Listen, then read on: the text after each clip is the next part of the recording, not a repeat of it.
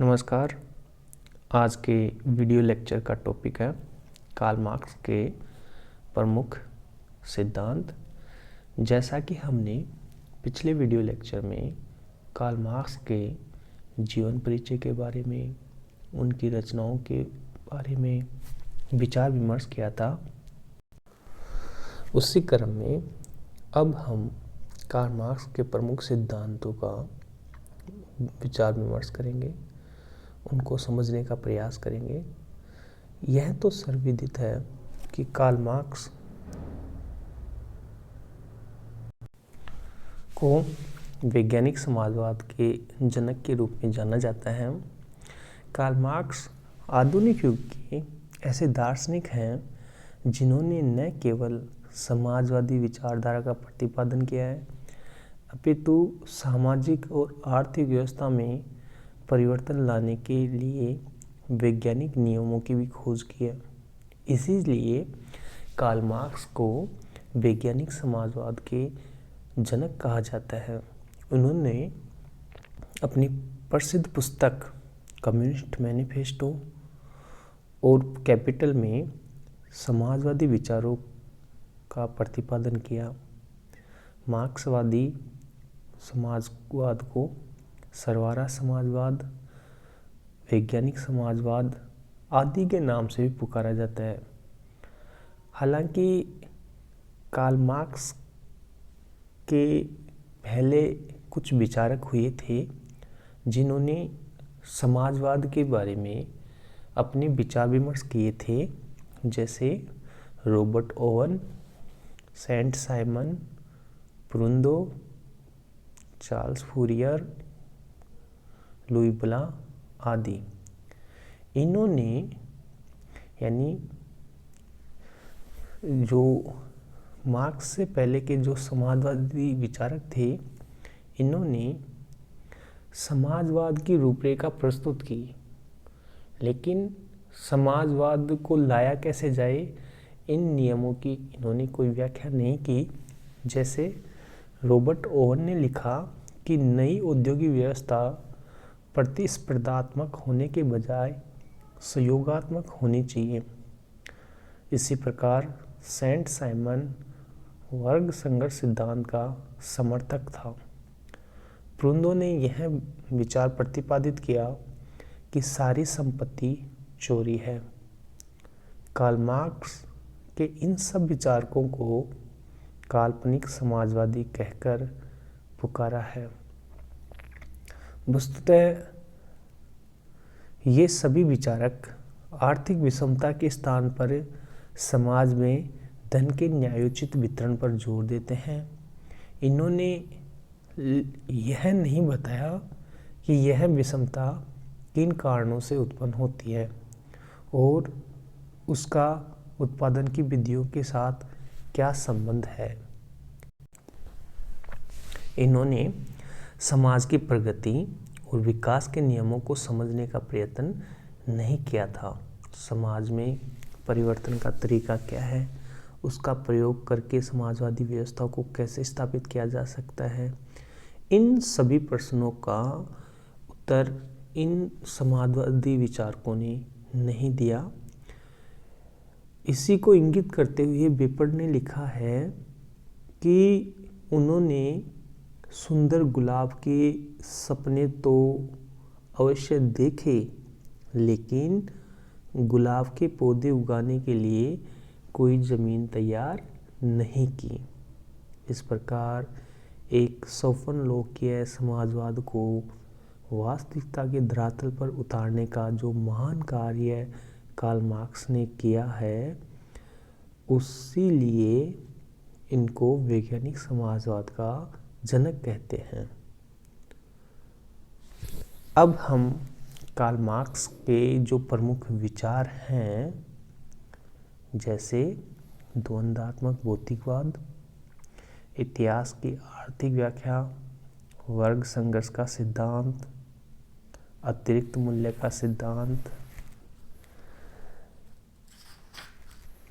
आदि, ये Karl Marx के प्रमुख सिद्धांत हैं जिनका हम हमारे वीडियो लेक्चर में विचार विमर्श करेंगे। तो सबसे पहले जो द्वंद्वात्मक भौतिकवाद का सिद्धांत है उसके ऊपर विचार विमर्श करते हैं। कार्ल मार्क्स ने द्वंद्वात्मक भौतिकवादी सिद्धांत का प्रतिपादन किया, जो कि इनके संपूर्ण चिंतन का मूल आधार है। इनके अनुसार विश्व की सभी समस्याओं के समाधान में द्वंद्वात्मक भौतिकवाद हमारा पथ प्रदर्शन करता है। द्वंद्वात्मक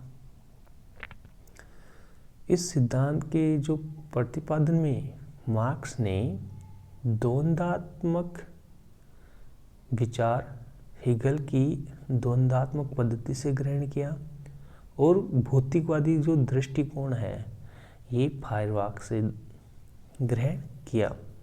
इन दोनों के सम्मिश्रण ने द्वंद्ववाद के सिद्धांत को एक तब नई और मौलिक दिशा प्रदान की।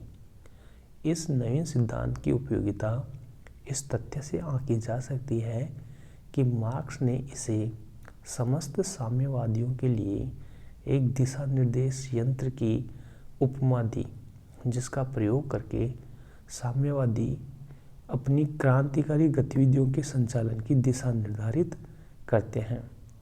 द्वंद्वात्मक भौतिकवाद में दो शब्द हैं।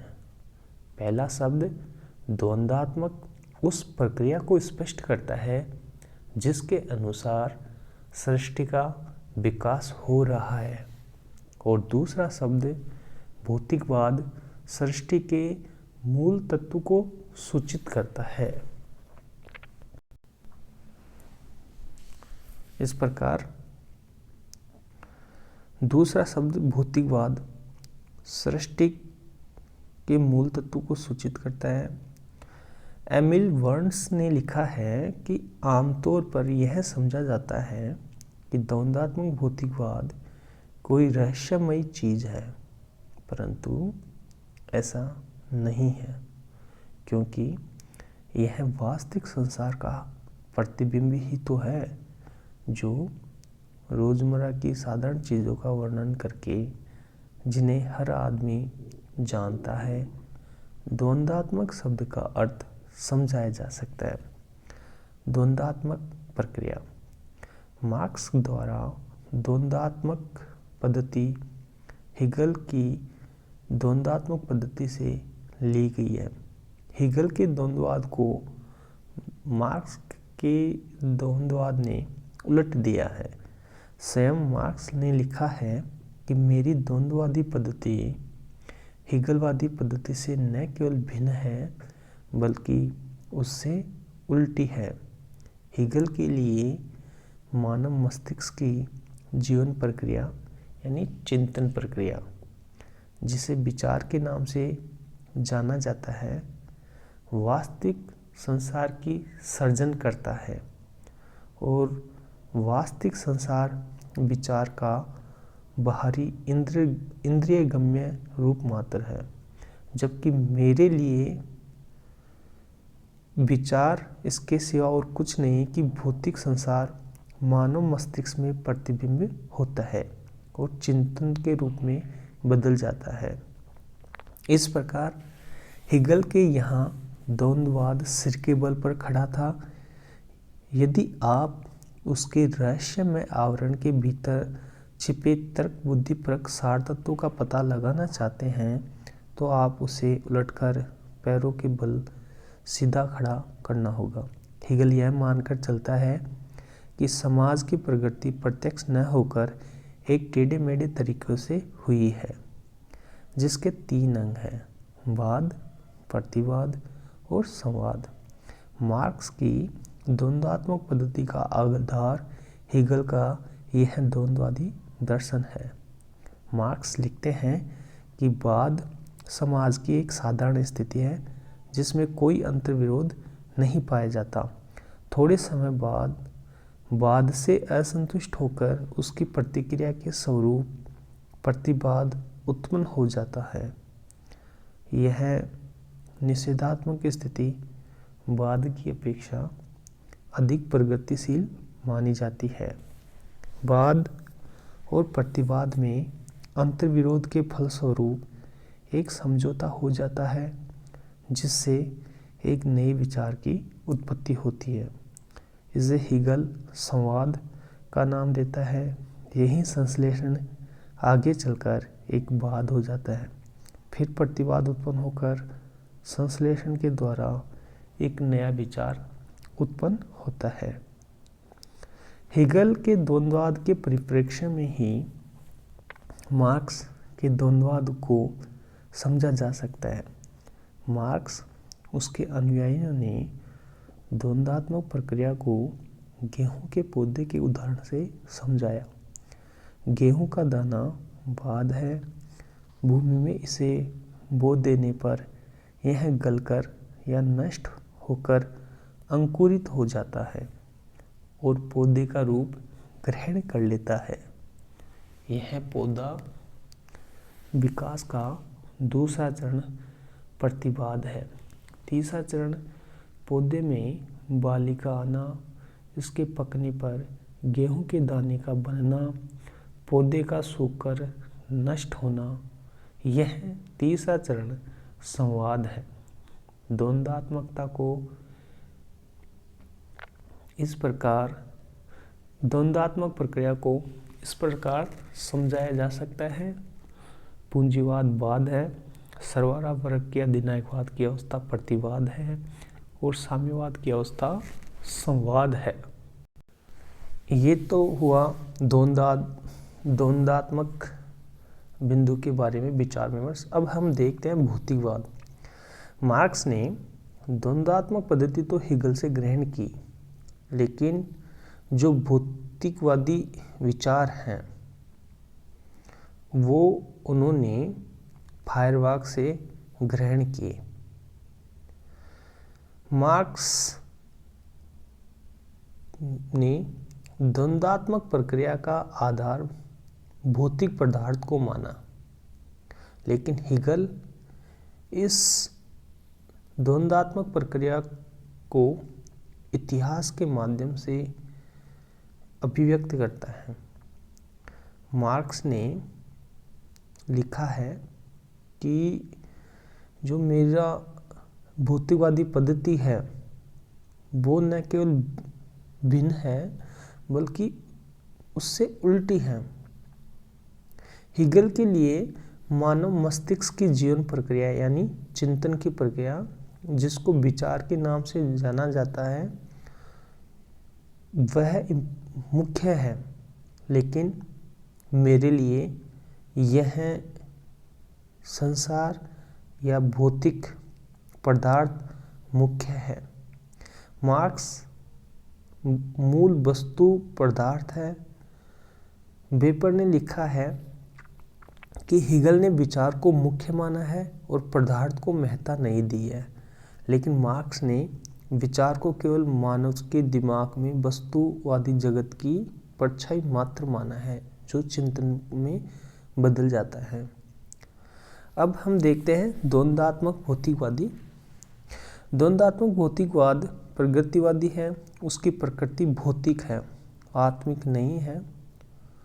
द्वंद्वात्मक भौतिकवाद की मूल धारणा यह है कि विश्व का आधार भौतिक या पदार्थ है और वह अपने आंतरिक स्वभाव के द्वारा स्वतः विकसित होता है, समय समय पर अनेक रूप धारण करता है और यह विकास भौतिक पदार्थ में निहित आंतरिक विरोध के कारण संचालित होता है। जैसा कि हीगल ने कहा है, वाद, प्रतिवाद, संवाद की त्रयी को लेकर आगे चलता है, भौतिक विकास का पथ प्रशस्त करता जाता है। मार्क्स ने इसे मानव इतिहास का अटल और अपरिवर्तनशील नियम की संज्ञा दी है। मार्क्स के अनुसार विश्व एक भौतिक जगत है। इसमें घटनाएं और वस्तुएं एक दूसरे से संबंधित होती हैं। चूंकि भौतिक जगत में परिवर्तन निरंतर होते रहते हैं, अतः सामाजिक जीवन में भी परिवर्तन होते रहते हैं और इन परिवर्तनों का कोई कारण ईश्वरीय नियम नहीं है, बल्कि भौतिक परिस्थितियां हैं। भौतिक परिस्थितियों से मार्क्स का अभिप्राय आर्थिक संबंधों से है। मार्क्स के अनुसार पदार्थ अर्थात भौतिक जगत द्वंद्वात्मक पद्धति के माध्यम से अपनी पूर्णता की यात्रा पर अग्रसर है। इस प्रकार कार्ल मार्क्स के द्वारा प्रतिपादित द्वंद्वात्मक भौतिकवादी की जो पद्धति है उसकी प्रमुख विशेषताएं इस प्रकार है। आंगिक एकता। द्वंद्ववाद के अनुसार विश्व एक भौतिक जगत है जिसमें वस्तुएं और घटनाएं एक दूसरे से पूर्णतः संबंध है। प्रकृति के सभी पदार्थों में परस्पर निर्भरता और आंगिक एकता पाई जाती है। इसी प्रकार इसकी दूसरी विशेषता है वो है गतिशीलता। प्रकृति में पाया जाने वाला प्रत्येक पदार्थ गतिशील है। लगातार गतिशीलता से उसमें परिवर्तन होता रहता है, जिसके फलस्वरूप कुछ चीज़ें पैदा होती हैं और विकसित होती रहती हैं। अतः यह जो भौतिकवादी विश्व है निरंतर परिवर्तनशील होता है, विकासशील होता है। इसी प्रकार परिमाणात्मक गुणात्मक परिवर्तन। प्रकृति में परिवर्तन एवं विकास साधारण रीति से न होकर गुणात्मक परिवर्तन। प्रकृति में परिवर्तन एवं विकास साधारण रीति से केवल परिमाणात्मक ही नहीं होते बल्कि गुणात्मक भी होते हैं। इसी प्रकार क्रांतिकारी प्रक्रिया। गुणात्मक परिवर्तन आने को क्रांतिकारी प्रक्रिया माना जाता है। वस्तुओं में गुणात्मक परिवर्तन धीरे धीरे न होकर शीघ्रता के साथ तथा अचानक होते हैं। इसी प्रकार नकारात्मक एवं सकारात्मक संघर्ष। प्रकृति की हर चीज में अंतर्विरोध होता है तथा नकारात्मक एवं सकारात्मक इसके पहलू होते हैं, जिनका आपसी संघर्ष विकास की प्रक्रिया है। विकास का आधार संघर्ष है, सामंजस्य ये मेल मिलाप नहीं है।